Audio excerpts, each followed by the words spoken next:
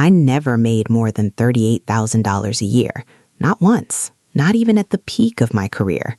But by the time I turned 58, I had a paid-off house, zero debt, and over $400,000 saved. By the end of this video, you'll know exactly which 10 habits got me there.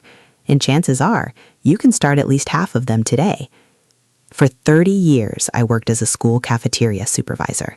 Steady work, honest work, but it was never on paper going to make me wealthy. People always ask me the same question: how did you do it on that salary? And my answer never changes. I didn't get rich by earning more. I got rich by keeping more of what I earned. There's no lottery ticket in this story, no inheritance, no lucky break. Just 10 habits, repeated quietly for 30 years, that added up to something I never thought was possible on my income. Let's start with number 10. For years, I didn't even notice how much of my spending had nothing to do with need. A little something here, a little treat there, nothing dramatic, just enough to quietly drain whatever was left at the end of the month. So I made myself one rule. Before buying anything that wasn't already on my list, I had to ask, am I buying this because I need it or because I'm bored, tired, or stressed? That single question stopped more unnecessary spending than any budget ever did. I automated 10% of every paycheck into savings before I ever saw the money. Not after bills, not after extra spending. First. I never had the chance to miss what I never touched. And because it happened automatically, it never depended on willpower, which is the part most savings plans get wrong. Willpower runs out eventually. Automation doesn't. Over 30 years, this single habit built the foundation of everything else on this list.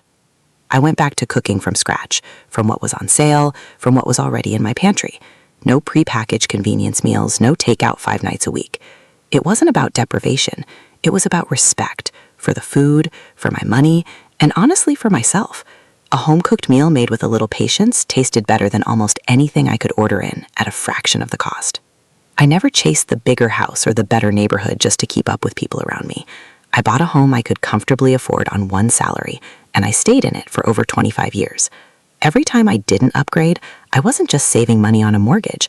I was avoiding new furniture, new decor, new everything that comes with a bigger space. That house being paid off by 55 changed the entire shape of my retirement.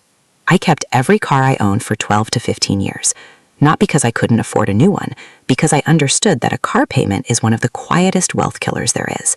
Streaming services I wasn't watching, delivery fees for things I could easily pick up myself, subscription boxes I signed up for and then forgot about. One by one, I canceled every single one, and I never once missed them. I want to be clear about something. I never deprived myself completely. I kept my Sunday morning coffee. I kept my little garden. I kept one nice dress I wore to church every week, and I loved that dress. The trick wasn't cutting out joy. It was choosing 1 or 2 things that truly mattered to me and quietly letting go of the 20 small things that didn't. Every just this once purchase feels harmless in the moment, but strung together over a year, those moments add up faster than almost anything else. I learned to sit with the urge for 24 hours before buying anything unplanned. Most of the time, the urge simply passed. I never let a credit card balance carry longer than a month, not once in 30 years. I treated any interest charge as a 5-alarm fire because I understood something early. Debt doesn't just cost you money. It costs you the money that money could have earned instead.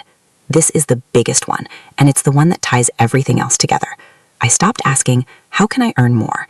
And started asking, how much of what I already earn can I actually keep? That shift in thinking is the entire reason a cafeteria supervisor salary turned into a $400,000 retirement. Not a bigger paycheck, a better question. Add all of that up, and you get 30 years of small, unremarkable decisions that quietly built something remarkable. Not luck, not a windfall, just patience and the willingness to keep more of what I already had. If even 3 or 4 of these apply to you, you already have everything you need to start.